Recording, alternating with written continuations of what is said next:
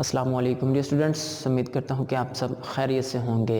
तो dear students, electrical instruments and measurements में हमने चैप्टर नंबर 3 का आगाज़ किया है, यानी कि हमने चैप्टर नंबर 3 को स्टार्ट किया है, जो कि है शंट्स और मल्टीप्लायर्स के हवाले से।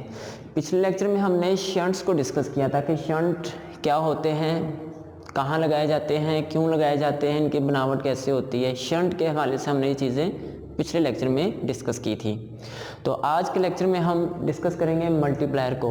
हम देखेंगे कि मल्टीप्लायर क्या होता है, किस मकसद के लिए इसे इस्तेमाल किया जाता है और इसकी बनावट कैसी होती है। तो डियर स्टूडेंट्स, हमारे पास जो डीसी वोल्ट मीटर होता है, डीसी वोल्ट मीटर यानी कि ऐसा मीटर जो कि डीसी वोल्टेज की पैमाइश करता है, उसे हम डीसी वोल्ट मीटर कहते हैं। तो डीसी वोल्ट मीटर की पैमाइश करने की रेंज को बढ़ाने के लिए, डीसी वोल्ट मीटर की पैमाइश करने की सलाहियत को बढ़ाने के लिए हम क्या करते हैं, एक रेजिस्टेंस को उस मीटर के सीरीज़ में कनेक्ट कर देते हैं। जब हम डीसी वोल्ट मीटर की वोल्टेज को पैमाइश करने की सलाहियत को बढ़ाने के लिए उसके सीरीज़ में एक रेजिस्टेंस लगा देते हैं, तो इस रेजिस्टेंस को हम मल्टीप्लायर कहते हैं। किसी डीसी वोल्ट मीटर की पैमाइश करने की सलाहियत को बढ़ाने के लिए उस मीटर के सीरीज़ में लगाई जाने वाली रेजिस्टेंस को हम मल्टीप्लायर कहते हैं। इस मल्टीप्लायर या इस रेजिस्टेंस को सीरीज़ में लगाने की वजह से क्या होता है कि वो डीसी वोल्ट मीटर जो है वो ज़्यादा वोल्टेज की पैमाइश करने के काबिल हो जाता है। जैसे कि आपको पिछले लेक्चर में बताया गया था कि डीसी मीटर्स की रेंज को बढ़ाने के लिए हम शंट्स और मल्टीप्लायर्स को इस्तेमाल करते हैं। तो अगर आपने डीसी वोल्ट मीटर की रेंज को बढ़ाना है तो हमें उसके सीरीज़ में एक रेजिस्टेंस लगानी पड़ेगी, एक मखसूस वैल्यू की रेजिस्टेंस को जोड़ा जाता है सीरीज़ में। तो ये जो रेजिस्टेंस होती है इसे हम मल्टीप्लायर कहते हैं, या सिंपली आप यूँ भी कह सकते हैं कि वो रेजिस्टेंस जिसे वोल्ट मीटर की रेंज को बढ़ाने के लिए वोल्ट मीटर के सीरीज़ में जोड़ा जाता है उसे हम मल्टीप्लायर कहते हैं। ठीक है, तो मल्टीप्लायर बुनियादी तौर पर डीसी वोल्ट मीटर के सीरीज़ में जोड़ा जाता है, जिसकी वजह से उसकी पैमाइश करने की रेंज में इजाफा हो जाता है।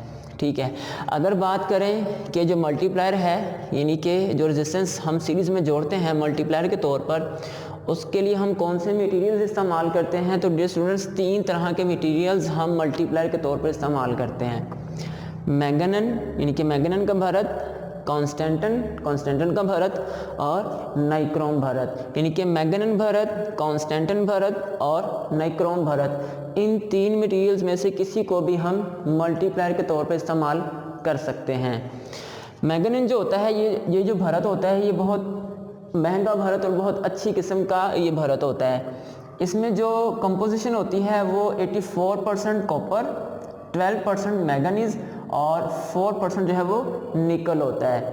तो इन कंपोजिशन से ये भरत बनता है मैंगनीन भरत। तो हम मैंगनीन को भी बतौर मल्टीप्लायर इस्तेमाल कर सकते हैं। दूसरे नंबर पर आ जाता है कॉन्स्टेंटन।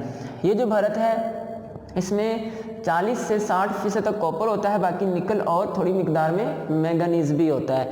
तो कॉन्स्टेंटन को भी हम बतौर मल्टीप्लायर इस्तेमाल कर सकते हैं।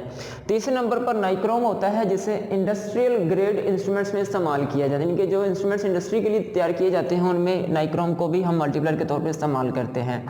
तो नाइक्रोम जो है ये निकल और क्रोमियम पर मुश्तमिल ये भरत होता है।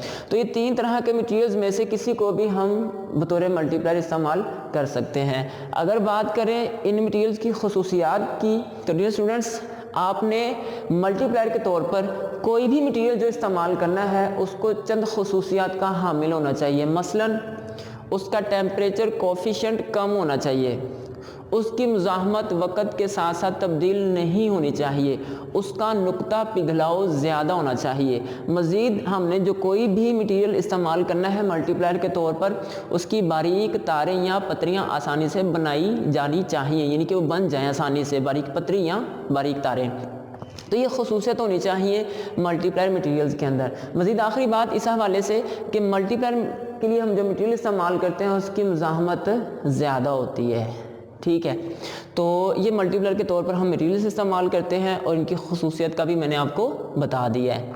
अगर बात करें कि इसकी बनावट कैसी होती है इसकी मल्टीप्लायर की, तो डियर स्टूडेंट्स चूँकि मल्टीप्लायर की हमने मुज़ाहमत ज़्यादा रखनी होती है, यानी कि मल्टीप्लायर जो होता है इसकी रेजिस्टेंस ज़्यादा होती है, तो हम क्या करते हैं, जो मल्टीप्लायर होता है ये इनमें से किसी भी भरत की बहुत बारीक बारीक तारें होती हैं, ठीक है, और आम तौर पर ये नलकी की शक्ल में बनाया जाता है, मल्टीप्लायर को नलकी की शक्ल में बनाया जाता है, जैसे आपके सामने ये शक्ल नज़र आ रही है। तो इस तरह मल्टीप्लायर को जो है वो डिज़ाइन किया जाता है या तैयार किया जाता है, तो ये नलकी की शक्ल का होता है, बारीक बारीक तारों की मदद से मल्टीप्लायर को जो है वो बनाया जाता है। ये दो इसके सिरे होते हैं, ठीक है, इनको मीटर के सीरीज़ में जोड़ दिया जाता है, तो ये मल्टीप्लायर के तौर पर कनेक्ट हो जाता है मीटर के सीरीज़ में।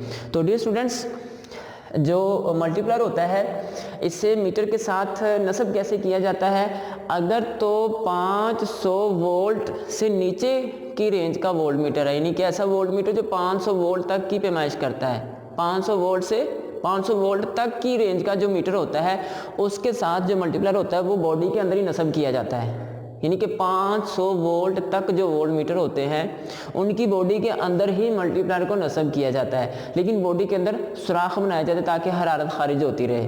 500 वोल्ट से ज़्यादा वोल्टेज के जो वोल्ट मीटर होते हैं उनके साथ ये जो मल्टीप्लायर होता है ये उनकी केसिंग के बाहर यानी कि बॉडी के बाहर नस्ब किया जाता है ताकि इसकी पैदा करदा हरारत जो है वो इंस्ट्रूमेंट को डिस्टर्ब ना करे, ठीक है। तो ये है मल्टीप्लायर की बनावट और इसको नस्ब करने का तरीका। मैं दोबारा बता देता हूँ, 500 वोल्ट तक के जो वोल्ट मीटर होते हैं उनकी बॉडी के अंदर ही मल्टीप्लायर को नस्ब किया जाता है, और 500 वोल्ट से ज़्यादा वोल्टेज के जो वोल्ट मीटर होते हैं उनकी बॉडी के बाहर इनको नस्ब किया जाता है, ठीक है। तो डियर स्टूडेंट्स ये था आपके पास मल्टीप्लायर, आपको आइडिया हुआ होगा कि मल्टीप्लायर क्या होता है और इसके लिए हम कौन कौन सा मटेरियल इस्तेमाल कर सकते हैं या करते हैं और इसकी बनावट कैसी होती है।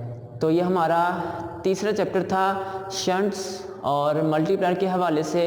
तो 2 लेक्चर्स में हमने इस चैप्टर को कवर किया है। पिछले लेक्चर में हमने शंट्स को डिस्कस किया था और आज के लेक्चर में हमने मल्टीप्लायर को डिस्कस किया। तो उम्मीद करता हूँ कि शंट्स और मल्टीप्लायर के हवाले से आपके कॉन्सेप्ट्स काफ़ी ज़्यादा क्लियर हो चुके होंगे। आज के लिए इतना ही, अल्लाह हाफिज़।